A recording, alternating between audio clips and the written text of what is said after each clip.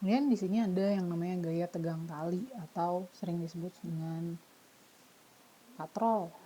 Apakah di sini kalian pernah menimba dengan katrol ya, menimba air?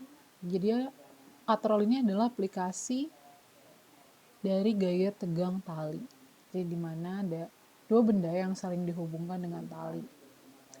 Gaya tegang tali ini kerja pada tali ketika tali tersebut tegang gitu ya.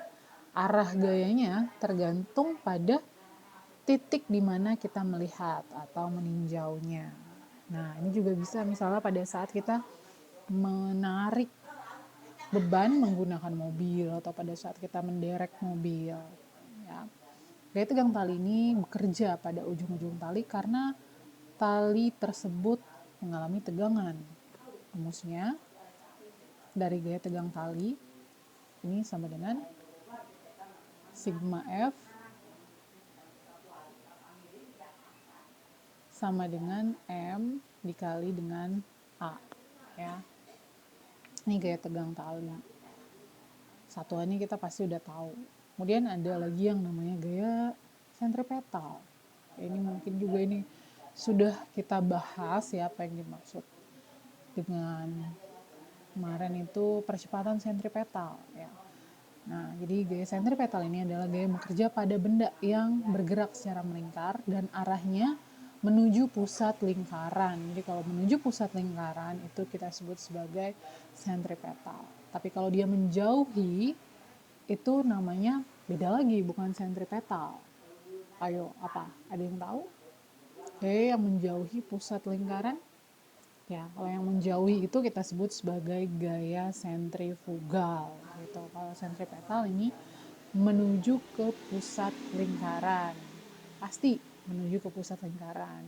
Contohnya ya, kita misalnya mengikat tali dengan bola. Kemudian kita putar-putar talinya. Hingga nanti dia akan menghasilkan satu gerakan berputar beraturan ya. Gaya melingkar beraturan. Maka kita akan seolah-olah ini yang kita putar ini berpusat pada satu poros, itu disebut sebagai gaya sentripetal. Rumusnya kalau gaya sentripetal, kalau kemarin kita sudah belajar percepatan sentripetal ya. Kalau gaya sentripetal F, misalnya di sini S itu menandakan yaitu sentripetal, M dikali dengan percepatan sentripetal. Percepatan sentripetal ada yang masih ingat kemarin? P kuadrat per R ya.